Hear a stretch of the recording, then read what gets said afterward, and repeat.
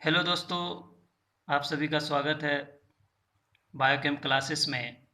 अगर आप इस चैनल में पहली बार विजिट किए हैं तो प्लीज़ इसे सब्सक्राइब और लाइक ज़रूर कीजिएगा। देखिए, इस वीडियो में हम लोग कुछ साइंस के टर्म का जिक्र करेंगे जो हिंदी से इंग्लिश में होगा। ये उन बच्चों के लिए फ़ायदेमंद होगा जो बच्चा यूपी और बिहार से पढ़ते हैं। उसका 9-10 में हिंदी मीडियम होता है और वो साइंस जब लेता है तो उसका मीडियम इंग्लिश हो जाता है और वो इंग्लिश ले लेता है, जिससे उसको परेशानी होती है। वो तो हिंदी में टर्म पढ़ा है लेकिन वहाँ जाके इंग्लिश टर्म में आते हैं तो वो डिप्रेशन में पड़ जाता है कि क्या हो रहा है अब। क्योंकि देखिए, किसी भी चीज़ को समझने के लिए लैंग्वेज एक मीडियम होता है। अगर माध्यम ही आपको समझ नहीं आए तो फिर साइंस को तो समझना दूर की बात। इसलिए साइंस को समझने के लिए सबसे पहला आपको उस मीडियम को जानना जरूरी है। तो उसीलिए हम कुछ साइंस के टर्म यहाँ पे लाए हैं और आपको बताएंगे कि हिंदी में आप उस टर्म को क्या पढ़ रहे थे और उसका इंग्लिश में मीनिंग क्या है, जिससे आपके लिए आसानी हो जाएगा साइंस समझना। तो चलिए स्टार्ट करते हैं। जैसे आप हिंदी में पदार्थ पढ़े थे, उसको मैटर कहा जाता है। उसी तरह आप द्रव पढ़े थे, उसे लिक्विड कहा जाता है। ठोस को सॉलिड कहा जाता है इंग्लिश में। गैस को गैसी कहा जाता है। तत्व को एलिमेंट कहा जाता है। यौगिक को कंपाउंड कहा जाता है। मिश्रण को मिक्सचर कहा जाता है। अणु को मॉलिक्यूल कहा जाता है।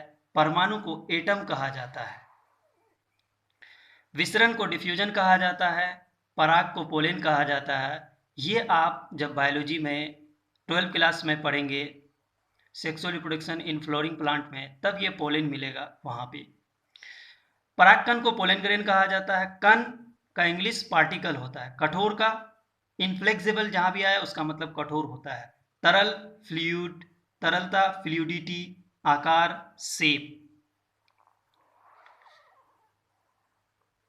अवस्था का इंग्लिश स्टेट होता है। वाष्प का वेपर होता है। ताप को टेम्परेचर, आकर्षण को एट्रैक्शन, शुष्क को ड्राई, आर्द्रता को ह्यूमिडिटी, आकृति को शेप और समांगी होमोजीनस।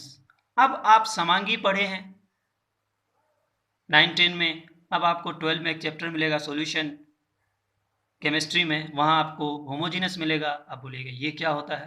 देखिए, यहाँ तो मैं टर्म को डिफाइन नहीं कर सकता, इसके लिए अलग वीडियो बनाना पड़ेगा, लेकिन यहाँ पे मैं मीनिंग बता रहा हूँ। उसी तरह विषमांगी का होता है हेट्रोजिनस। तान्यता का डक्टिलिटी होता है। विलियन का सॉल्यूशन होता है। निलंबन का सस्पेंशन होता है और विलायक का सॉल्वेंट होता है। यहाँ पे कुल आपको 30 आपको हिंदी से इंग्लिश साइंस के टर्म का मीनिंग मैंने बताया। अगर आपको अच्छा लगे तो प्लीज़ इसे सब्सक्राइब और लाइक ज़रूर कीजिएगा और इसे शेयर करते रहिए और कमेंट कीजिए कि आप किस तरह और चाहते हैं, मैं उसे इम्प्रूव करने की पूरी तरह से कोशिश करूँगा। तो आशा है कि आपको समझ में आया और आपके लिए फ़ायदेमंद होगा। और फिर अगले वीडियो में आपको इसी तरह फिर शॉर्ट वीडियो बना करके आपका साइंस पढ़ने में आसानी हो जाएगा। तो प्लीज़ आप लोग इसे अच्छे से समझें और पढ़ें। यही एक मेरे लिए अच्छी बात होगी कि मेरे वजह से आपको कुछ सीखने मिल रहा है। Thank you watching this video.